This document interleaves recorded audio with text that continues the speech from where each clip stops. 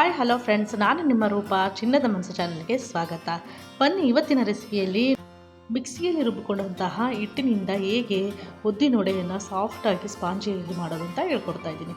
ಇದಕ್ಕೆ ಮೊದಲಿಗೆ ಒಂದು ಮಿಕ್ಸಿ ಬೌಲ್ ತೊಗೊಂಡು ಅಲ್ಲಿ ನಾನು 1 ಗ್ಲಾಸು ಉದ್ದಿನ ಬೇಳೆನ ಹಾಕ್ಕೊಂಡು ಒಂದು ಸಲ ಈ ಉದ್ದಿನ ಬೇಳೆನ ಚೆನ್ನಾಗಿ ವಾಶ್ ಮಾಡೋಣ. ಕೈ ಇಟ್ಟು ಈ ಥರ ಚೆನ್ನಾಗಿ ವಾಶ್ ಮಾಡಿ ಈ ನೀರನ್ನು ಚೇಂಜ್ ಮಾಡಿ ಮತ್ತು ಬೇರೆ ನೀರನ್ನು ಹಾಕಿ 4 ರಿಂದ 5 ತಾಸುಗಳಿಗೆ ನೆನೆಸ್ಕೋಬೇಕು. ಫ್ರೆಂಡ್ಸ್, ಯಾರು ನನ್ನ ಚಾನಲ್ ನೋಡ್ತಾ ಇದ್ದೀರಾ ಅವರೆಲ್ಲರೂ ನನ್ನ ಚಾನಲನ್ನು ಸಬ್ಸ್ಕ್ರೈಬ್ ಮಾಡ್ಕೊಳ್ಳಿ. ಈಗ ಪ್ಲೇಟನ್ನು ಕ್ಲೋಸ್ ಮಾಡಿ ಒಂದು 5 ತಾಸು ನೆನೆಯೋಕ್ಕೆ ಬಿಡೋಣ. ಈಗ 4 ರಿಂದ 5 ತಾಸು ನೆಂದ ಮೇಲೆ ನೋಡಿ, ಈಗ ಪ್ಲೇಟನ್ನು ಓಪನ್ ಮಾಡಿ ಚೆನ್ನಾಗಿ ಉದ್ದಿನ ಬೇಳೆಗೆ ನೆಂದಿರುತ್ತೆ. ಈಗ ಈ ಉದ್ದಿನ ಬೇಳೆನ ಒಂದು ಮಿಕ್ಸಿ ಜಾರ್ ತೊಗೊಂಡು ಮಿಕ್ಸಿ ಜಾರಲ್ಲಿ ಉದ್ದಿನ ಬೇಳೆನ ಹಾಕ್ಕೊಂಡು ಈಗ ಇದಕ್ಕೆ ಸ್ವಲ್ಪನೇ ಒಂದು ಸಣ್ಣ ಗ್ಲಾಸಲ್ಲಿ ಒಂದು ಅರ್ಧ ಗ್ಲಾಸಷ್ಟು ನೀರನ್ನು ಹಾಕಿ ಹಾಗೆ ಒಂದು 4 ರಿಂದ 5 ಮೆಣಸನ್ನು ಹಾಕಬೇಕು. ಈಗ ಇದನ್ನು ನೈಸಾಗಿ ಗ್ರೈಂಡ್ ಮಾಡ್ಕೊಳ್ಳೋಣ. ನೋಡಿ, ಈ ಥರ ನೈಸಾಗಿ ಗ್ರೈಂಡ್ ಮಾಡ್ಕೋಬೇಕು. ಹಿಟ್ಟನ್ನು ತುಂಬ ತೆಳುವಾಗಿ ಮಾಡ್ಕೋಬಾರ್ದು. ನೋಡಿ, ಈ ಥರ ಗಟ್ಟಿಯಾಗಿರಬೇಕು. ಈಗ ಈ ಹಿಟ್ಟನ್ನೆಲ್ಲ ಒಂದು ಮಿಕ್ಸಿ ಬೌಲ್ಗೆ ಹಾಕ್ಕೊಳ್ಳೋಣ. ಫ್ರೆಂಡ್ಸ್, ಒಂದು ವೇಳೆ ನಿಮಗೇನಾದರೂ ಉದ್ದಿನ ಹಿಟ್ಟು ತೆಳುವಾದರೆ ಅಕ್ಕಿ ಹಿಟ್ಟನ್ನು 1-2 ರಿಂದ 3 ಸ್ಪೂನನ್ನು ಹಾಕಿ ಚೆನ್ನಾಗಿ ಮಿಕ್ಸ್ ಮಾಡಿ ಮಾಡ್ಕೋಬೋದು. ಆದರೆ ಆದಷ್ಟು ತೆಳು ಆಗದಾಗೆ ನೋಡ್ಕೋಬೇಕು. ಈಗ ಉಳಿದಿರುವ ಎಲ್ಲ ಉದ್ದಿನ ಬೇಳೆನ ಮಿಕ್ಸಿ ಗ್ರೈಂಡ್ ಮಾಡಿಕೊಂಡು ಈಗ ಎಲ್ಲ ಹಿಟ್ಟನ್ನು ಒಂದು ಮಿಕ್ಸಿಂಗ್ ಬೌಲ್ಗೆ ಹಾಕ್ಕೊತಾ ಇದ್ದೀನಿ. ಎಲ್ಲ ಹಿಟ್ಟನ್ನು ಮಿಕ್ಸಿಂಗ್ ಬೌಲ್ಗೆ ಹಾಕ್ಕೊಂಡ್ಮೇಲೆ ಚೆನ್ನಾಗಿ ಈ ಹಿಟ್ಟನ್ನು ಕಲಿಸ್ಕೋಬೇಕು. ನೋಡಿ, ಕೈಯಿಂದ ಚೆನ್ನಾಗಿ ಒಂದು ಸಲ ಎಲ್ಲ ಹಿಟ್ಟನ್ನು ಈ ಥರ ಬೀಟ್ ಮಾಡ್ಕೋಬೇಕು. ಇಲ್ಲಿ ನಾನು ತೋರಿಸ್ತಿದ್ದೀನಲ್ಲ, ಈ ಥರ ಕಲಿಸೋದ್ರಿಂದ ಉದ್ದಿನ ವಡೆಗಳು ತುಂಬ ಚೆನ್ನಾಗಿ ಬರುತ್ತೆ. ಈ ಹಿಟ್ಟು ರೆಡಿ ಆಗಿದ್ದಿಲ್ಲ ಅಂತ ಒಂದು ಟೆಸ್ಟ್ ಮಾಡ್ಕೊಳ್ಳೋಣ. ಈಗ ಒಂದು ಕಪ್ಪಲ್ಲಿ ನೀರು ತೊಗೊಂಡು ಕಪ್ಪಿಗೆ ಒಂದು ಸ್ವಲ್ಪ ಈ ಥರ ಹಿಟ್ಟನ್ನು ಹಾಕ್ಕೋಬೇಕು. ಈ ಥರ ಹಿಟ್ಟು ಹಾಕ್ಕೊಂಡ್ಮೇಲೆ ಹಿಟ್ಟು ಈ ಥರ ತೇಲ್ಬೇಕು. ಈಗ ಪರ್ಫೆಕ್ಟಾಗಿ ಹಿಟ್ಟು ಚೆನ್ನಾಗಿ ಮಿಕ್ಸ್ ಆಗಿದೆ ಅಂತ. ಈಗ ಈ ಹಿಟ್ಟಿಗೆ ಒಂದು ಪ್ಲೇಟನ್ನು ಕ್ಲೋಸ್ ಮಾಡಿ ಫ್ರಿಜ್ಜಲ್ಲಿ ಒಂದು 2 ತಾಸಷ್ಟು ಇಡಬೇಕು.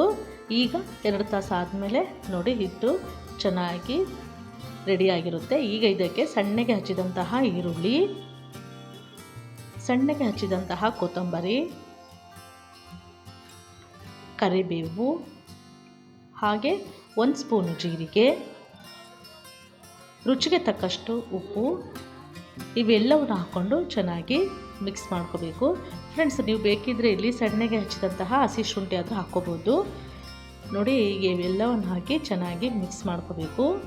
ಫ್ರೆಂಡ್ಸ್, ಯಾರು ನನ್ನ ಚಾನಲ್ ನೋಡ್ತಾ ಇದ್ದೀರಾ ಅವರೆಲ್ಲರೂ ದಯವಿಟ್ಟು ನನ್ನ ಚಾನಲನ್ನು ಸಬ್ಸ್ಕ್ರೈಬ್ ಮಾಡ್ಕೊಳ್ಳಿ. ಈ ವಿಡಿಯೋ ನೋಡಿದ್ಮೇಲೆ ಹಾಗೆ ಒಂದು ಲೈಕ್ ಕೊಡೋದನ್ನು ಮರಿಬೇಡಿ. ಈಗ ಇದಕ್ಕೆ ಒಂದು 1/4 ಟೀ ಸ್ಪೂನಷ್ಟು ಬೇಕಿಂಗ್ ಸೋಡಾ ಹಾಕ್ಕೋಬೇಕು. ಬೇಕಿಂಗ್ ಸೋಡಾನ ಸ್ವಲ್ಪನೇ ಹಾಕ್ಕೋಬೇಕು. ಜಾಸ್ತಿ ಹಾಕ್ಕೊಂಡ್ರೆ ಎಣ್ಣೆ ಜಾಸ್ತಿ ಇರುವ ಸಾಧ್ಯತೆ ಇರುತ್ತೆ.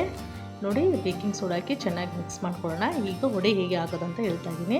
ಸ್ವಲ್ಪ ಕೈಯನ್ನು ನೀರಲ್ಲಿ ಹಾಕ್ಕೊಂಡು ಈಗ ಸ್ವಲ್ಪನೇ ಹಿಟ್ಟನ್ನು ತಗೊಂಡು ಈಗ ಕೈಯಲ್ಲಿ ಮಧ್ಯದಲ್ಲಿ ಈ ಥರ ಸಣ್ಣದನ್ನು ಹೋಲ್ ಇಟ್ಕೊಂಡು ಹಾಗೆ ಎಣ್ಣೆಯಲ್ಲಿ ಬಿಟ್ಕೋಬೇಕು. ಈಗ ಒಲೆ ಮೇಲೆ ಎಣ್ಣೆ ಇಟ್ಟು ಎಣ್ಣೆ ಬಿಸಿಯಾದ ನಂತರ ಹೀಗೆ ಒಂದರಾದಮೇಲೆ ಒಂದರಂತೆ ವಡೆಗಳನ್ನ ಹಾಕ್ಕೋಬೇಕು.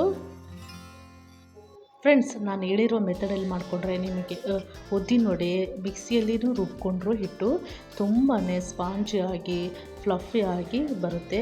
ನೋಡಿ, ಈಗ ಒಂದು ಸೈಡು ಗೋಲ್ಡನ್ ಕಲರ್ ಬಂದಮೇಲೆ ಇನ್ನೊಂದು ಸೈಡು ಎಲ್ಲ ವಡೆಯನ್ನು ಈ ಥರ ಟರ್ನ್ ಮಾಡ್ಕೋಬೇಕು. ಈ ಉದ್ದಿನ ವಡೆಯನ್ನು ಮೀಡಿಯಮ್ ಫ್ಲೇಮ್ ಇಟ್ಕೊಂಡು ಚೆನ್ನಾಗಿ ಎಣ್ಣೆಯಲ್ಲಿ ಫ್ರೈ ಮಾಡ್ಕೋಬೇಕು. ನೋಡಿ, ಈಗ ಎಲ್ಲ ವಡೆಗಳು 2 ಸೈಡು ಚೆನ್ನಾಗಿ ಗೋಲ್ಡನ್ ಕಲರ್ ಬಂದಿದೆ. ಈಗ ಈ ಎಲ್ಲ ವಡೆನ ಸೈಡಿಗೆ ಒಂದು ತಟ್ಟೆಗೆ ಸರ್ವ್ ಮಾಡ್ಕೊಳ್ಳೋಣ. ಫ್ರೆಂಡ್ಸ್, ನೋಡಿದ್ರಲ್ಲ ಎಷ್ಟು ಈಸಿಯಾಗಿ ಕ್ವಿಕ್ಕಾಗಿ ಮಿಕ್ಸಿಯಲ್ಲಿ ರುಬ್ಕೊಂಡ್ರು ಗರಿ ಗರಿಯಾಗಿ ಮಾಡೋದು ಅಂತ. ಈ ಉದ್ದಿನ ವಡೆಗೆ ಶೇಂಗಾ ಚಟ್ನಿ ಕಾಂಬಿನೇಷನ್ ತುಂಬ ಚೆನ್ನಾಗಿರುತ್ತೆ. ಈ ಶೇಂಗಾ ಚಟ್ನಿ ಹೇಗೆ ಮಾಡೋದು ಅಂತ ನನ್ನ ಚಾನಲಲ್ಲಿದೆ, ಹೋಗಿ ಆ ವಿಡಿಯೋನ ಸಹ ನೋಡಿ, ಒಂದು ಲೈಕ್ ಕೊಡಿ. ನೋಡಿದ್ರಲ್ಲ ಫ್ರೆಂಡ್ಸ್, ಉದ್ದಿನ ವಡೆ ಹೇಗೆ ಮಾಡೋದು ಅಂತ. ನೀವು ಸಹ ಮನೆಯಲ್ಲೊಮ್ಮೆ ಟ್ರೈ ಮಾಡಿ ಹೇಗೆ ಬಂತು ಅನ್ನೋಕ್ಕೆ ಕಾಮೆಂಟ್ ಮಾಡಿ ತಿಳಿಸಿ. ಮತ್ತೆ ಮುಂದಿನ ವಿಡಿಯೋದಲ್ಲಿ ಭೇಟಿಯಾಗೋಣ.